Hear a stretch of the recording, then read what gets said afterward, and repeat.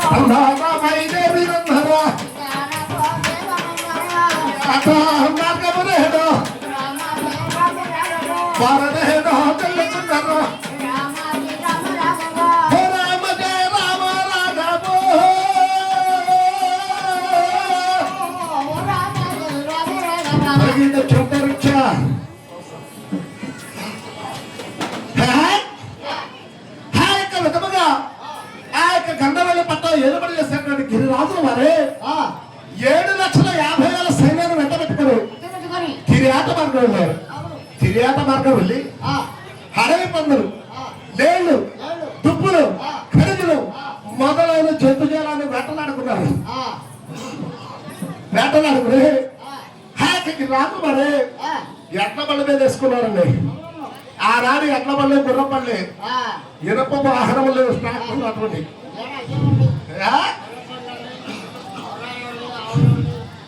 అయితే అప్పుడు ఆ రాజు మరి ఏం చేస్తున్నారు సార్, 7,50,000 సైన్యాన్ని వెంటబెట్టుకుని ఆ యొక్క రాజులు వారు వేటలాడుకుని అడవి పళ్ళలో లేళ్ళు, దుప్పులు, ఖనిజులు మొదలైన జంతుజాలను వేటలాడుకుని ఎట్ల బళ్ళ మీద వేసుకుని తిరిగి వచ్చే సమయాన దండు ధనబంధులు కూడా దాహముకుని ఉన్నారు. దండు ధనబంధు కూడా దాహముకుని ఉంటే ఆ నాటి కాలంలో ఎలా చూసా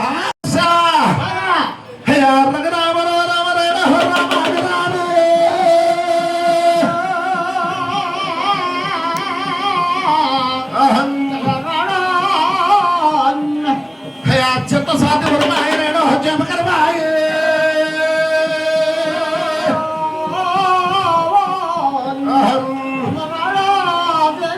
మగా పగా బరపాయ రేడో మాట రాసరాయే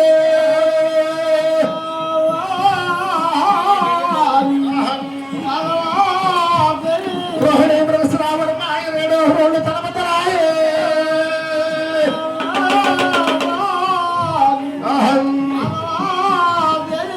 లోరాడి సమతాన రేడో లోతులు చూసే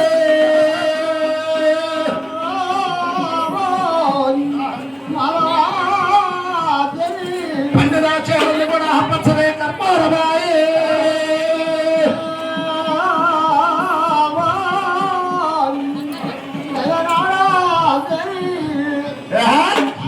ఆ నాటి కాలం ఎలా ఉందంటే వర్షం కురిసేటువంటి కార్తలను కూడా వరిపోయిపోయినాయట.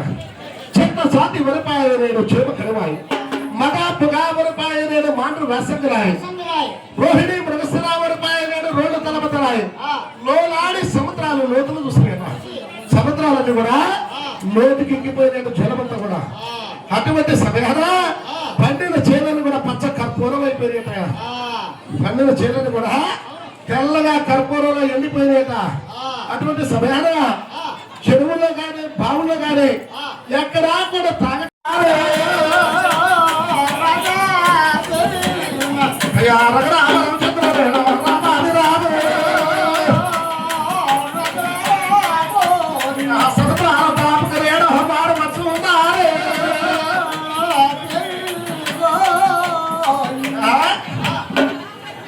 మీరు సవిస్తారం ఇట్లా ఉన్నది. ఎవరు చూస్తున్నారయ్యా? నంబూరు గ్రామంలో వెంచేసి ఉన్న శ్రీ శ్రీ శ్రీ శ్రీ నాగారపమ్మ తల్లి అమ్మవారిని వస్తుంది. అమ్మవారు అనుకుంటుంది, ఒక ఆలోచన చేస్తుంది. నేను వెయ్యాలనుండి ఈ సముద్రాల దాపరపడి ఉన్నాను, కానీ నేను ఇలా శక్తి రూపంలో ఉన్నాను. శక్తి రూపంలో ఉంటే నాకు ఒక మంచి లేదు, చెడు లేదు, పుణ్యము లేదు, పుణ్యము లేదు. శక్తి రూపంలో ఉంటే ఏముందా? మంచి చెడు ఏముందా? ఒక పెళ్లి ఉందా? ఒక పేరెంట్ ఉందా? ఒక సంతానం ఉన్నదా? ఏమీ లేదు. కాబట్టి నేను ఎలాగైతే నన్ను కొలిచేవారు ఉన్నారు, పిలిచేవారు ఉన్నారు, తలిచేవారు ఉన్నారు. కాబట్టి గిరిరాజుల వారంట ఖరాపెచ్చని కన్నికుమార్తె త్వరకాలుగా వాడుకున్నాము వారు. గిరిరాజుల వారంట కనుకనే ఆ యొక్క అమ్మవారే రాజుల వారు కూడా దాహములు ఉన్నారు. ఆయన కూడా దాహం తెచ్చుకునే సమయాన అమ్మవారే ఒక అవతారం నేను పడబారుతుందట. రాసా అమ్మ అవతారం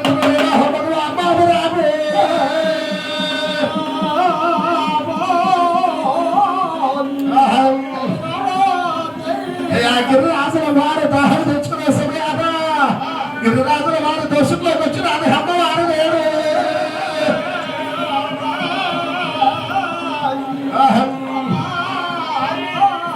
బంగారు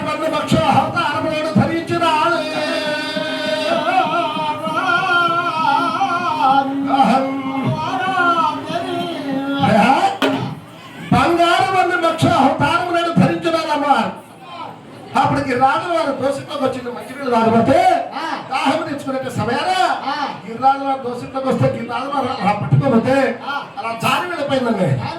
జారి నేను కనుక ఎప్పుడే దొరికినట్లయితే నా తండ్రి గారికి నా యొక్క సత్యమేమో తెలుస్తుంది కదా అనుకున్నాయి, నా యొక్క మహిమలేమో తెలుస్తాయి కదా అనుకున్నాయి. కొన్ని సత్యాలు చూపించాలి. అప్పుడు ఆ యొక్క హమో అనే ఆ యొక్క గిరిరాజు వారు దోషంలో నుండి జారి నీళ్ళలోకి వెళ్ళిపోయినాయి. ఎప్పుడైతే వెళ్ళిపోయిందో ఆ యొక్క గిరిరాజు వారు మంత్రులు పిలుస్తున్నారు. ఎలా మరి నీకు మంత్రులారా వేర పరిహారము వెయ్యాక వెయ్యాలను నీ సముద్రాలు వస్తున్నాం కానీ ఎన్నో పక్షులను చూసాం, ఎన్నో చేపలు చూసాం, కానీ ఇది బంగారం అన్న పక్షులు ఎన్నడూ కూడా మనం చూసింది లేదు. ఎన్నడే చూసావా? కాబట్టి ఇది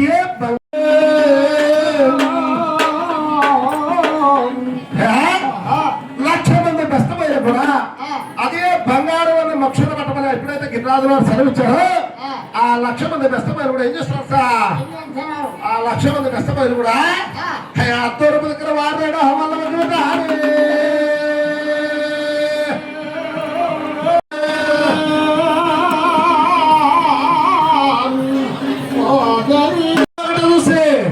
అమ్మవారు నాడు పడతల దిక్కున పైన